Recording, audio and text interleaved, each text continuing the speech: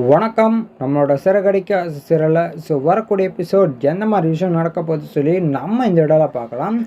மனோஜ் வந்து ரோஹிணி கிட்ட வந்து பேசுகிறாங்க. என்ன மாதிரி ரோஹிணி இப்போ பாரு எவ்வளோ பெரிய பிரச்சனை ஆயிடுச்சு. இப்போ எனக்கு மனசு ரொம்ப கஷ்டமாக இருக்குது. இப்போ கண்ணு வர எனக்கு பயங்கரமாக அடிபட்டுருக்கு. அது நம்ம அந்த 30 லட்ச ரூபாய் தொலைச்சிட்டேன்.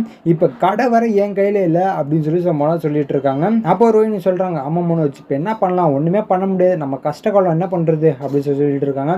அப்போ மனோஜ் சொல்கிறாங்க, ரோஹிணி நீ எனக்காக ஒரு சின்ன ஹெல்ப் மட்டும் பண்ணுறியா அப்படின்னு சொல்லி கேட்குறாங்க. அப்போ ரோஹிணி சொல்கிறாங்க, சரி மனோஜ் என்ன கேளு, ஒன்றுமே பிரச்சனை நான் பண்ணுறேன் அப்படின்னு சொல்கிறாங்க. அப்போ மனோஜ் சொல்கிறாங்க, இந்த மாதிரி உங்கள் மாமா கிட்ட ஒரு 30 லட்ச ரூபா மட்டும் கேளேன் அப்படின்னு சொல்கிறாங்க. என்ன மனோஜ், என்ன இப்போ காசு கேட்டுட்ருக்கேன் என்கிட்ட, அது இவ்வளோ பெரிய காசு நான் எங்கேருந்து எப்படி போய் இது பண்ணுவேன் அப்படின்னு சொல்கிறாங்க. நீ தேடாத, உங்கள் மாமா கிட்டே கேட்டுப்பார், மாமா கண்டிப்பாக கொடுப்பாங்க அப்படின்னு சொல்கிறாங்க.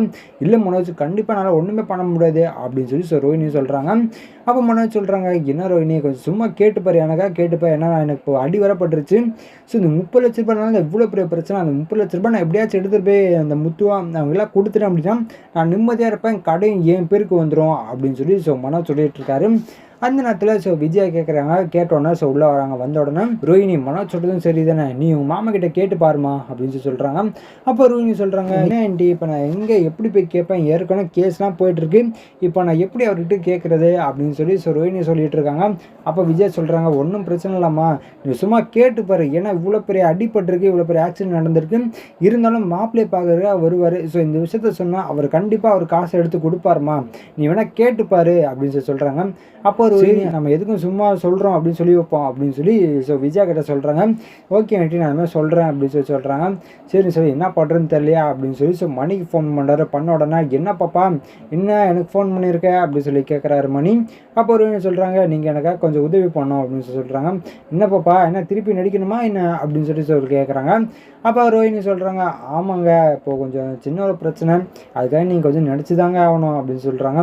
அப்போ மணி சொல்கிறாங்க, பாப்பா என்ன பாப்பா சொல்லிட்டு இருக்க, நானும் அப்போவே நடிப்பெல்லாம் நிறுத்திட்டேனே, எனக்கு வேணாம் பாப்பா, எனக்கு இந்த சாவகாசம்லாம், ஏன்னா தேவையில்லாத பிரச்சனை தான் எனக்கு தான் வரும் அப்படின்னு சொல்லி மணி சொல்லிட்டு இருக்காரு.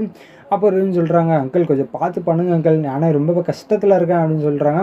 அப்போ மணி சொல்கிறாங்க, பாப்பா இன்னும் நான் முன்னாடியே சொல்லிட்டேன்ல, இப்போ திருப்பி நடிக்க சொன்னால் என்ன பாப்பா பண்ணுவேன் அப்படின்னு சொல்லி மணி சொல்லிட்டு இருக்காரு.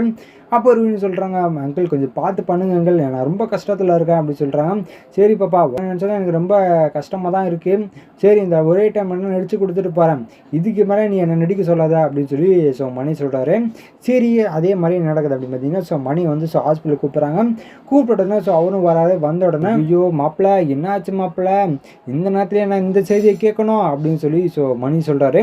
அப்போ விஜய் அதை கேட்டு, என்னங்க ஆச்சு, இன்னும் வேறு ஏதாவது பிரச்சனை இல்லையா அப்படின்னு சொல்லி கேட்குறாங்க. அப்போ மணி சொல்கிறாங்க, ஆமாங்கம்மா, இந்த மாதிரி ஊரில் கேஸ் போயிட்டுருக்குன்னு சொல்லிட்டு இருந்தேன் இல்லையா, அந்த கேஸ் வந்து நமக்கு சாதகமாக இல்லைம்மா அப்படின்னு சொல்கிறாங்க. இது கேட்டோன்னா விஜய்க்கு, என்னங்க சொல்கிறீங்க, என்ன இப்போ நமக்கு சாதகமாக இல்லைன்னா எனக்கு புரியல அப்படின்னு சொல்லி விஜய் கேட்குறாங்க. அப்போ மணி சொல்கிறாங்க, ஆமாங்க, அதாவது அந்த பணம்லாம் வேறு யாருக்கோ கவர்மெண்ட்டுக்கு போயிடும் போல் அப்படின்னு சொல்லி பேசிகிட்டு இருக்காங்க. என்னங்க நீங்கள் எப்படி இவ்வளோ காசு அப்படியே விட்டுருவீங்க, பல கோடி, அது எப்படி நீங்கள் அசால்ட்டாக விடுவீங்க அப்படின்னு சொல்லி விஜய் கேட்குறாங்க. அப்போ மணி சொல்கிறாங்க, இல்லைம்மா ஒன்றுமே பண்ண முடியாது அப்படின்னு சொல்கிறாங்க. அப்போ விஜயா, ரோஹிணி நீ உடனே நீ மலேசியா கிளம்புற அப்படின்னு சொல்கிறாங்க. அப்போ மணி சொல்கிறாங்க, ஐயோ அதெல்லாம் முடியாதும்மா, பாப்பாலாம் வந்தானா ஒன்றுமே பண்ண முடியாது அப்படின்னு சொல்கிறாங்க. பாப்பா வந்தால் இன்னும் கேஸ் வந்து ரொம்ப சிக்கலாயிடும் அப்படின்னு சொல்லிட்டு இருக்காங்க. இப்போ விஜய் சொல்கிறாங்க, இல்லை அவள் நல்லா படிச்சிருக்கா, அவள் கண்டிப்பாக அந்த கேஸ் எடுத்து நடத்துவா பாருங்க அப்படின்னு சொல்கிறாங்க. இது கேட்ட ஸ்ருதி, ஆமாங்க ஆண்டி, எல்லாம் ரோஹிணி போனால், அதாவது ரத்த சொந்தம் போனால் தான் எல்லாமே கிளியர் ஆகும், அதாவது ரோஹிணி அங்கே போனால் தான் எல்லாம் சரியாகும் நான் நினைக்கிறேன் அப்படின்னு சொல்லி ஸ்ருதி சொல்கிறாங்க. ஒன்றும் பிரச்சனை இல்லை ஆண்டி, எனக்கு தெரிஞ்சவங்க ஃப்ரெண்ட்ஸ் நிறைய பேர் இருக்காங்க, நான் ரோஹிணி கூட்டிகிட்டு போகிறேன் அப்படின்னு சொல்லி ஸ்ருதி சொல்கிறாங்க. இது கேட்ட ரோஹிணி, ஐயோ ஏற்கனவே பள்ளி ஒலின்னு சொல்லி ஒரு பள்ளியை பிடிங்கிட்டா, இப்போ மலேசியாவுக்கு போயிட்டு நான் அங்கே என்ன பண்ண போகிறேன் அப்படின்னு சொல்லி பயத்தில் வந்துட்டு இருக்காங்க. இதுக்கப்புறம் என்ன மாதிரி விஷயம் நடக்க போகுதுன்னு சொல்லி நான் அடுத்த வீடியோவில் உங்களுக்கு அப்டேட் பண்ணுறேன். அது வரைக்கும் நம்ம சேனல் சப்ஸ்கிரைப் பண்ணி பக்கத்தில் பெல் ஐக்கன் கிளிக் பண்ணி வச்சுக்கோங்க. நன்றி, வணக்கம்.